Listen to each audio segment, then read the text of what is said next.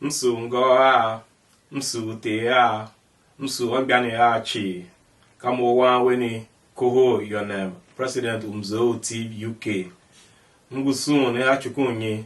nyom ne nguvan kulumko na hasa moyo kwenkwem yani wasese uzvana atom ne pelu higene na hapa mzo ne kanini lu mzo ne alu ni luga mzo ne luga na amso sune kiki na yani tuaso heme ne ya kalu ya si o esi ya bagaya si mbaile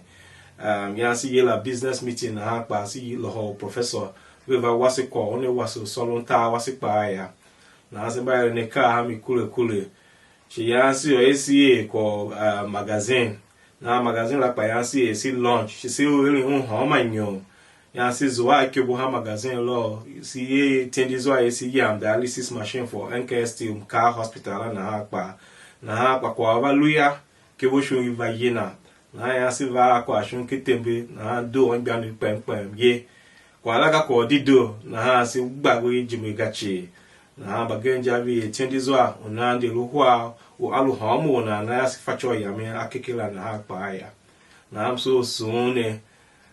so tonyane usun toti wasi Professor James Otese Ayate ve Pondationa Dr. Mrs. Felicia Ayate my President General Mzoti Worldwide Engineer Edward Ujege ya we va we alam we se hakọ bem man do shima na asimba ntom hami deke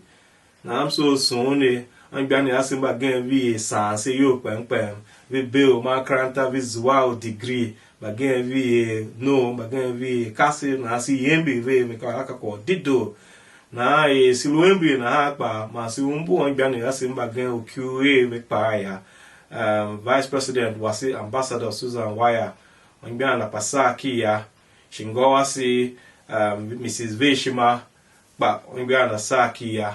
na ma si umbu ve kulumsem shon gba ni asimba gen ba kwa teve pa si lu faga ya ma si umbu ve tita kulumsem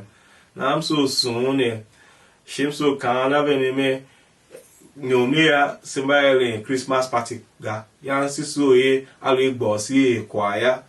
silue loho on gban ve to ve ye me ki oda solun ya we shun solun ta wase na ya na ya silu be constitution la na ha pa siso ye mba vi to mami vi to deke vi be na ha se va loho ne na ha yila yo ve va ne va ningi ne to mo vi ne na ni he ka ko dido vi ya se za me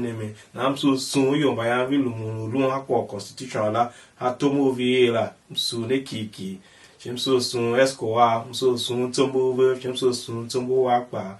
na am so ka na be ni me nyamu lu va no ne do ne ho ba nyamu se lu ben ne pa ya na kiri mi she do msem wa mi abemote alu eveni